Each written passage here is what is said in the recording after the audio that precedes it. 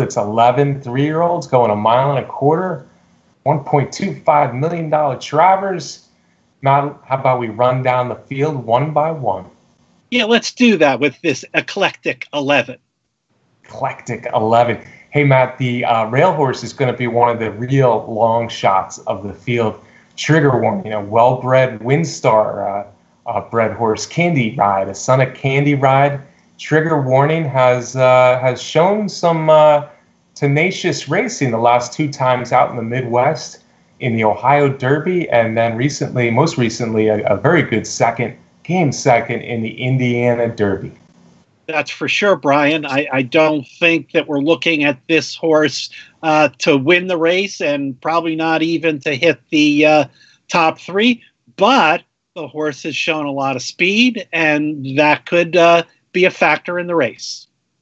Yeah, he's won sprinting, of course, pretty fast times, and that Indiana Derby was where he really prompted that pace, set the pace down in the Indiana Derby, and almost stayed there the whole way. I'm with you, Matt. Trigger Warning is a long shot for a reason. Although he's shown serious improvement of late, I don't see him sticking around for the trifecta, superfecta in all likelihood. But a pace factor, absolutely, especially from the rail.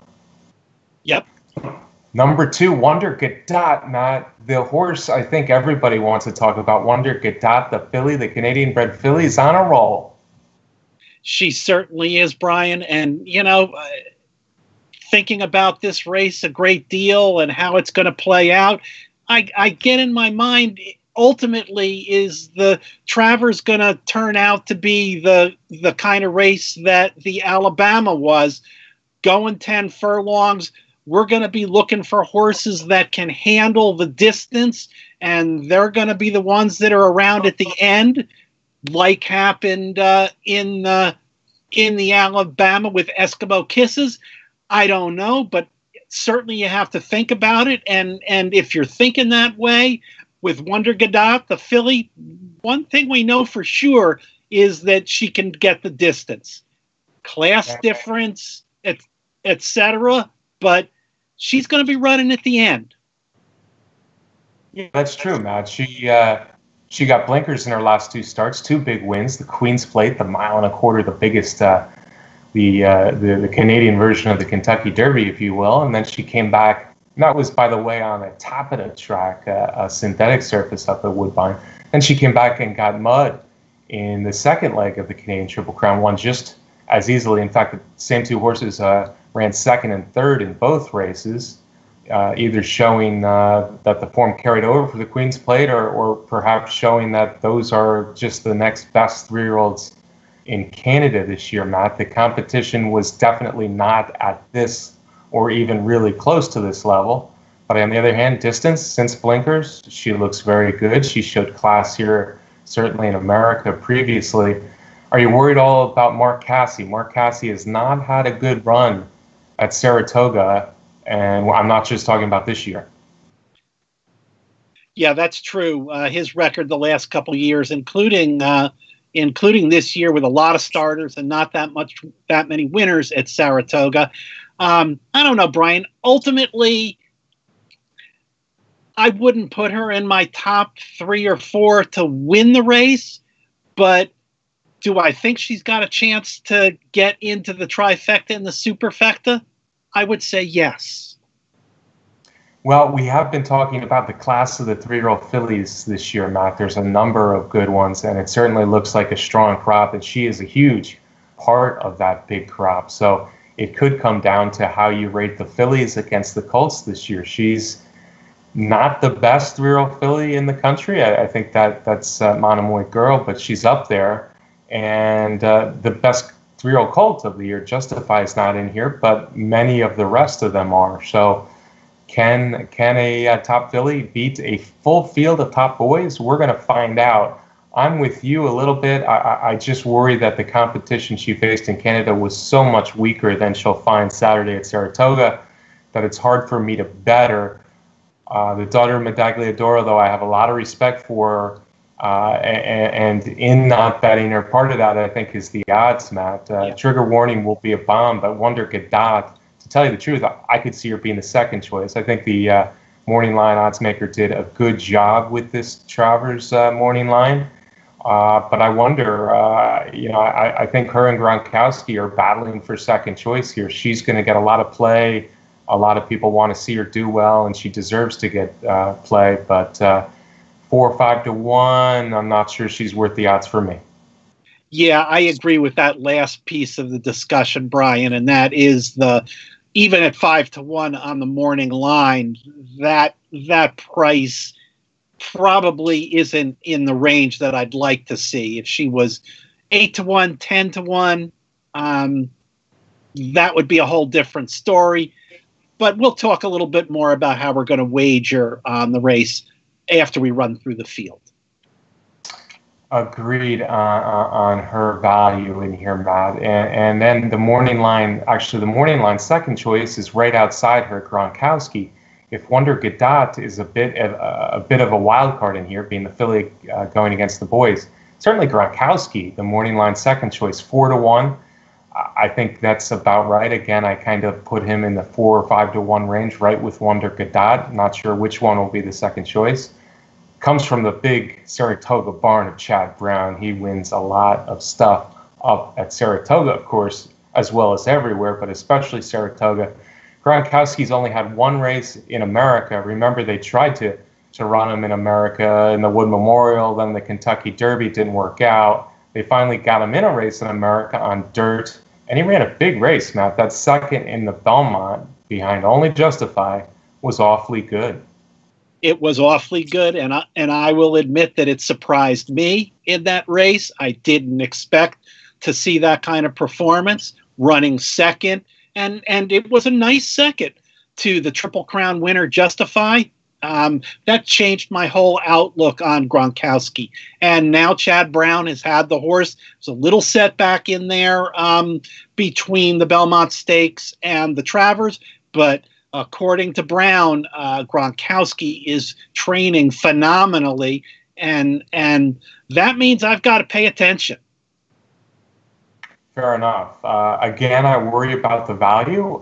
Looking at Gronkowski as a second choice, possibly a third choice in here, given only one race, and that he hasn't run since the Belmont. I think it's always a little tough to come out of a layoff or to come out of a mile-and-a-half race. Having said that, we both liked what he did in the Belmont. He came up the rail. Maybe he got a slightly easier trip in the turn and in the stretch than Vino Rosso or Hofburg per se. But on the other hand, he didn't break great, made up quite a bit of ground. Belmont, by all accounts, was a good performance, and it shows that he would handle the distance here. 1.25 miles at Saratoga is taxing. So Gronkowski, certainly a threat.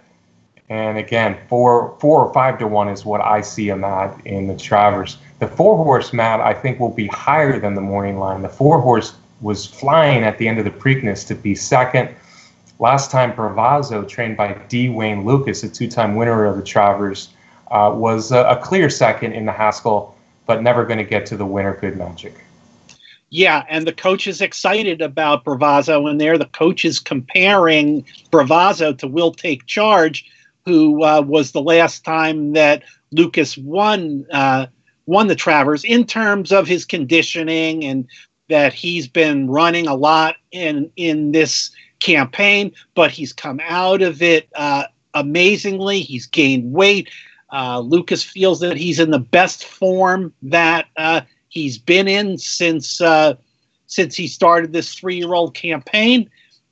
He's one, Brian, that I think is going to be running at the end. I think Bravazzo will get the 10 furlongs, will be passing tired horses. The price is going to be good because Wonder Gadot and Gronkowski are going to be taking too much money. Bravazzo is a horse that I am going to use in my exotic wagers. Still, do I think he's going to win? I'm going to say probably not. But second, third, or fourth, I like him.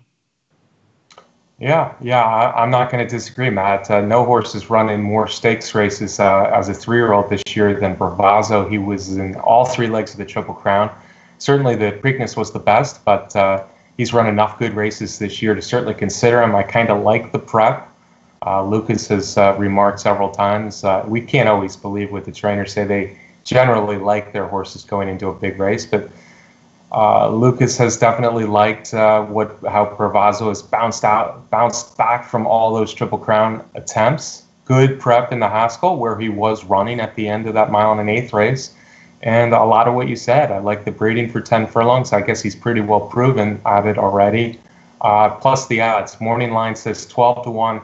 I've got him more on the 20-1 side of things, Matt. I don't think he'll get a lot of play in here. I think I misspoke, too. I believe D. Wayne Lucas has won 3 editions of the Travers, because I'm remembering Corporate Report now as well. So Lucas's history in the Travers goes deep. Will take charge. There were some similarities there with this one. I think Bravazzo is a live long shot as well. Number 5, Matt, is Vino Rosso, a horse I've wanted to like now for months and months. The only win he got of note recently, of course, was the Wood Memorial back in the spring. 10-1 on the morning line. Yeah, Brian, you and I have been on the bandwagon of Vino Rosso several times. We've liked what we've seen. Are we going to do it again here? And if we are we just being stubborn, or are we being good handicappers? Is Vino Rosso legitimate? Pletcher himself said that he's a bit of a wackadoodle in some ways, but at the same time, he feels that if he can pull all the pieces together, that he's a threat to win this race. And I agree with that. I mean, we saw Vino Rosso make a really, really strong move at the end of the Jim Dandy after kind of spacing out in the beginning of the race. Again, I think we're going to get a good price. Brian, you'll tell us what you think the odds are going to be. I think he's a threat to win, and therefore he's a threat to finish in the top 3 also. Yeah, there's a lot to like for me here, and stubborn, good handicapping. Sometimes there's a fine line there, Matt. Vino Rosso, by the way, is the first of 4 sons of Curlin we're going to talk about in this 11-horse field, and a pretty amazing achievement here for Curlin. Kind of scat daddy-like from the Derby. Curlin brings 4, the Hillendale 2-time horse of the year. I like Velasquez on him. I think Vino Rosso has struggled to be focused during his races, and I think 1.25 miles fits him really well. The Belmont, he made an early move, and he came up a little short against Justified, but he was there with the other horses. Now he gets 1.25 miles, and I think he gets a good, fair amount of pace. Pletcher's been working with him to try to keep him a little bit more focused early in the race. We'll see if that works, or the magic of Johnny Velasquez works. Vino Rosso, for me, is a really, really big threat in here. I think this is just probably the best setup he's getting all year in these big races. I also think that the fast track, there's talk that he doesn't like it when the track is not quite what he wants. And it looks like we're going to have a nice fast track for Saratoga on Saturday. Vino Rosso, 10-1 on the morning line, Matt. Unfortunately, I think there are a lot of people like us, Pletcher, Velasquez. I think Vino Rosso is going to get bet a little bit more. He could be the 4th choice. I have more in the 7 or 8-1 range, but 7 or 8-1, hey, that's not bad at all. Number 6 is Meistermind, a horse very few of us know about, Matt. He comes from the barn of Steve Asmussen, 30-1 on the morning line. I think he's even higher than that in reality. Oh, I think so. Maybe all that we need to say is that in his last race, he finished 5th in an allowance race at Saratoga. Okay, so he's got a race over the track, but I'm ready to move on to the next one. Yeah, I guess the reason why Asmussen hasn't in here is he won 1.25 mile maiden race after several losing maiden race tries at Churchill Downs. The 1.25 mile race looked good, looked like he was just blowing by the field. So he's a 1.25 mile horse, the son of Bodie Meister, but too much class in here to really give Meistermind too much consideration on my end as well, Matt. Number 7 is King Zachary, and he is the only entrant from Dale Romans who could have run Mr. Freeze, but Romans is sticking with King Zachary as his lone entrant in the Travers. Yep, and Dale Romans had quite a crop of 3-year-olds that have run this year on the Derby Trail, and then afterwards. And hey, any handicapper that's got any knowledge knows that it's dangerous to discount Dale Romans in a big race. Now, he was 4th in that Indiana Derby, but before that, he won the Matt Win. If King Zachary comes back to that Matt Win kind of race, he's going to be dangerous, and here dangerous to get a piece of the pie, and I think at pretty good odds. Yeah. First off, on the odds, he's 15-1, folks, on the morning line. I think he'll be higher than that. I think King Zachary, like Bravazzo, might be in the 20-1 range, maybe even over 20-1. And I think those are very interesting odds. I'm going to draw on to the Indiana Derby, Matt. First off, Roman said he came back with some blood in the nostrils, so there was a little bit of bleeding for King Zachary up there in Indiana. And despite that, he was shuffled back. He got a wide trip. He bounced around a little bit in the stretch, and he was trying at the end. It looked like a horse who wanted to still run at the end of that shorter race there. So Curlin number 2 on the list of Curlins, King Zachary, 20-1, looked like he was becoming a very good horse in his 2 wins at Churchill Downs before the Indiana Derby. If we can forgive the Indiana Derby a little bit, and 1.25 mile Dale Romans at Churchill Downs, I think there's reason for hope for King Zachary.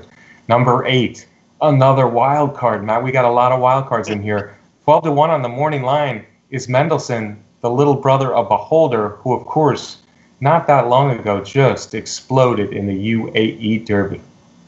That's true, Brian. And folks, fans of the show know that I was a big fan of Mendelssohn heading into the Kentucky Derby. I wasn't sure what to think about him in the Dwyer. But you know what, Brian? At this point, I'm not going to use Mendelssohn. I just haven't seen enough good stuff from him since the UAE Derby. Another trip over from Europe for Aidan O'Brien, and this is not the kind of situation in which we see the best of Aidan O'Brien runners. So I'm going to pass on Mendelssohn this time.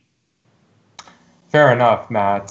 He's the son of Scat Daddy. It's going to be, people are going to think I'm crazy to say, but I'm still not in love with Scat Daddy's going 10 furlongs or more, despite our Triple Crown winner. But Mendelssohn, you know, he obviously has a lot of talent. I don't know if he's better on turf than dirt. I suspect that he is. The UAE Derby, everything broke right, and he just dominated from gate to wire that day and looked like a world beater. Kentucky Derby didn't run on that track. Fair enough.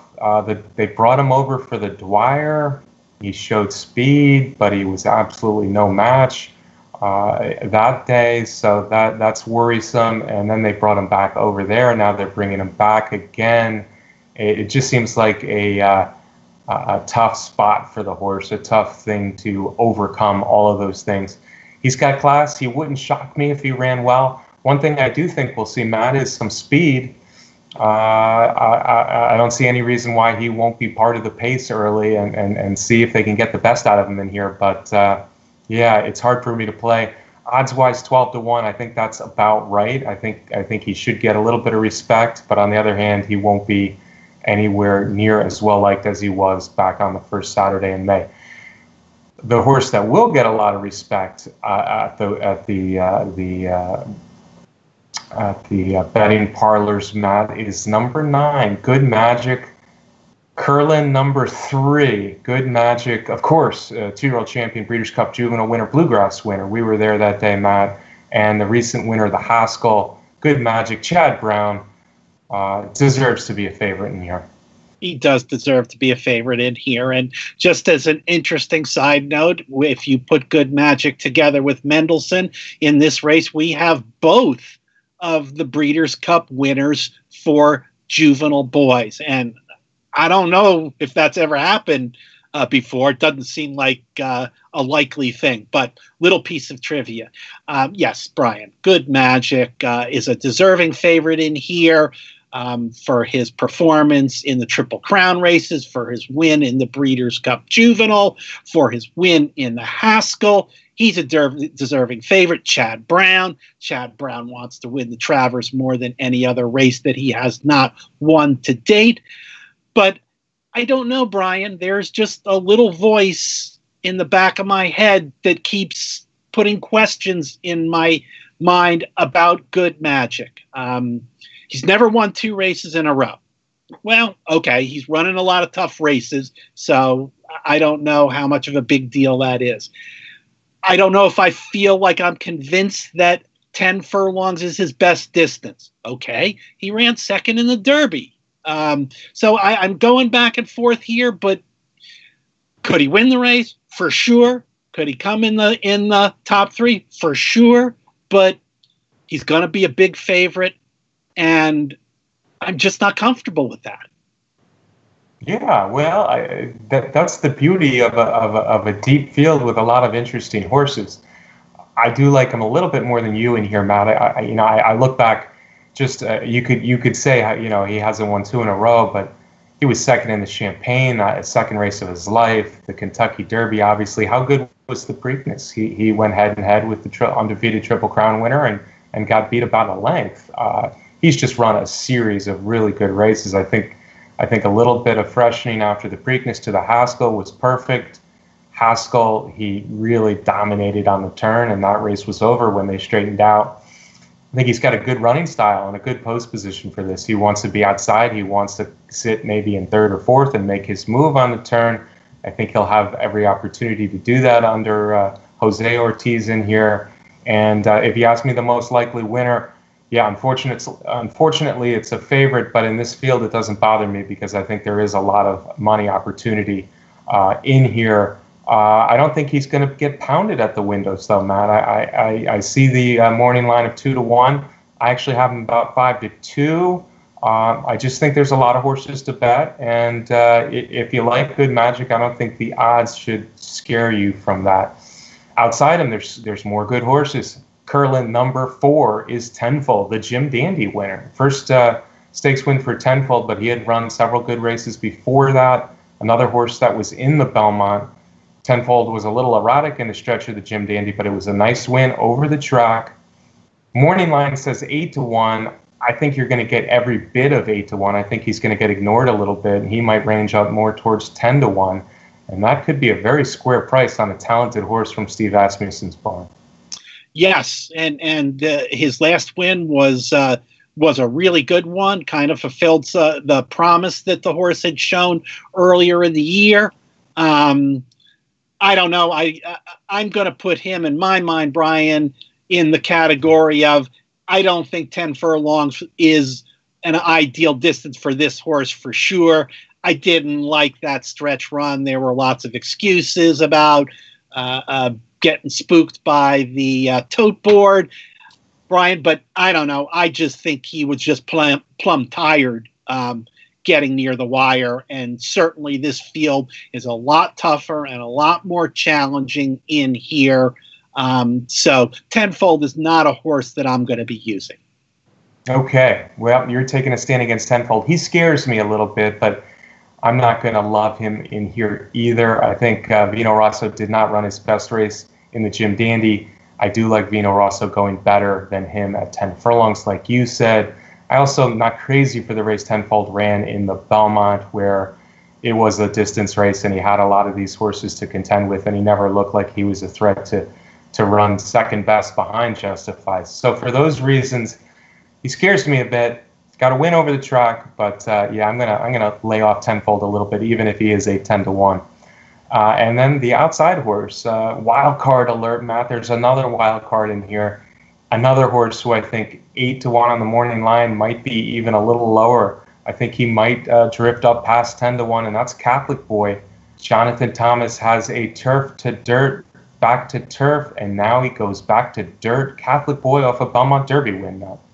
Yeah, talk about wild card with this one. There is no question that his last 2 races on the turf have been absolutely huge, including his last win in the Belmont Derby at the 10 furlong distance. He goes in the category of, for sure, this horse can handle the 10 furlongs. The question is, how do those dirt races stack up?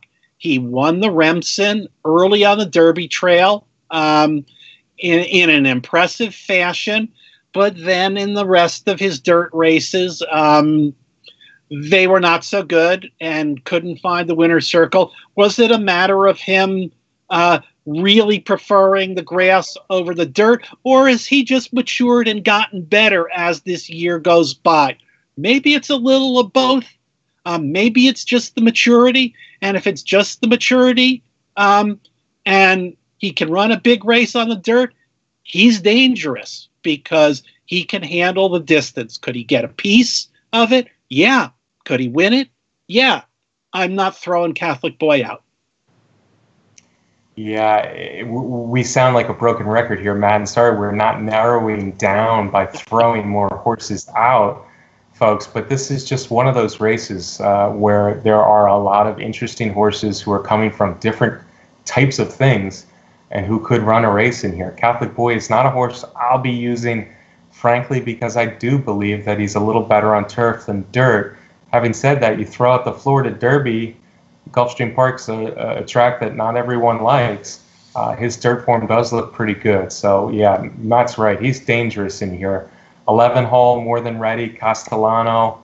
Yeah, I could definitely see him getting into the picture at some sort, but I just don't see him flourishing on the dirt.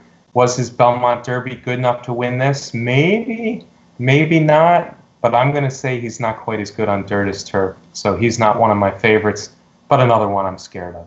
That's it, folks. That's the field. 11 horses for the Travers